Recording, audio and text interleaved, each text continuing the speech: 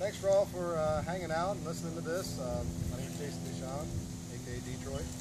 I currently work with ODNR and Division of Natural Areas and Preserves. One thing I do a lot is we eradicate a lot of invasive species. Invasive species are important because, well, to get rid of them is important because they are infesting all of our native woodlands here in Ohio. And as they spread, they take over areas that would be inhabited by our native species, things like jack in the pulpit or other wildflowers or fruits and so on and so forth, that insects and birds would eat the insects and so on and so forth up the food chain. The diversity of our course and of Ohio is important.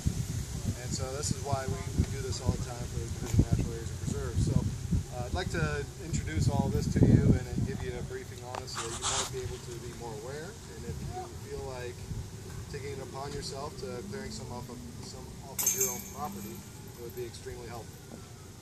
96% of the property in Ohio is private owned. So the state only has a small portion that we can control. We have to rely on everybody else and their family members to try to pitch in where they can help save your own woods or your parents' woods and so on and so forth. So I'm going to pass this around here. We'll just pass it on back and everybody can take one of those home. If you have not noticed, I have one of these up in the bulletin board up there to kind of introduce some to people. I've been referring to invasive species, and what it is it's considered an invasive non-native Ohio species. Most of them are from Europe, a lot of them are from Asia. They come over here and they're not kept in a balance. Over there they are because they're on another continent, but once you start mixing, they tend to take over quicker than our native stuff that is in a slow cycle and just does its thing, and it has for hundreds of years. So when these things take off, they leaf out and block a lot of the sunshine and shade a lot of the nutrients from the sun, rainwater, so on and so forth, that all of our native plants need. And it happens on the forest floor with what we call a monoculture. This stuff right here is garlic mustard. You could actually pass this around. Down in your right hand corner, this is one we tackle for a long time. These things, in order to eradicate non-native invasive species, you need to hit them at certain times of the year. If you go pulling garlic mustard right now, and you may have seen it, they're all brown, sticking up, and they have weird branches out at the top. They're actually called saliques at the top. They hold seeds. If you pull those now, those seeds spread. And so actually you kind of defeat the purpose of trying to get rid of it because you're spreading seed right now. So springtime is great for garlic mustard. That's when we normally pull it. Right now is a good time for barberry, or privet, or honeysuckle. All of these have an effect where they're at.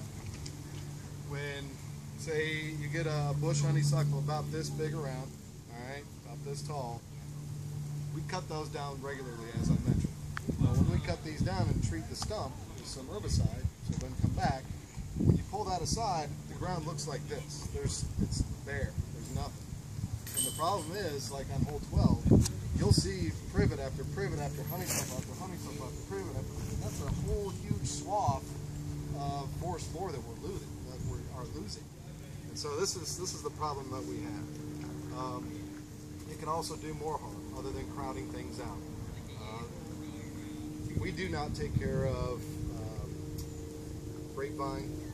The state doesn't. It's one of those things that's an invasive species, but it's native. So being from Ohio, we don't try to eradicate it. When they get big enough and they pull down other trees, they open up an area of the forest floor, immediately garlic mustard goes. Immediately. And then honeysuckle and barberry follow. So it's an ongoing task to try to eradicate a lot of this stuff. But with garlic mustard, it also does another problem. It has another horrible feature, I should say. They put off a chemical, garlic mustard does. When they create a monoculture, which means good 30 feet out, what you see is garlic mustard plants. That's it. And just like the honeysuckle does, garlic mustard does it with tons of plants, and then there's nothing else growing there once you get rid of the garlic mustard. helps other things come back, so it's good to get rid of it. But when it does that, it releases oils into the ground. And these oils, there's scientific research being done in links between the oils from garlic mustard keeping morels from growing.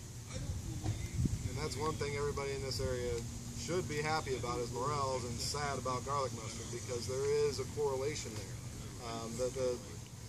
The scientific evidence is still out. The numbers haven't been turned in yet, but it's pretty amazing that where you used to have morels and people would go to patches for years, they go back there, it's not there anymore, and garlic mustard is. It just happens over and over and over and over and over. So, if you're interested in more, come see me, look at these brochures.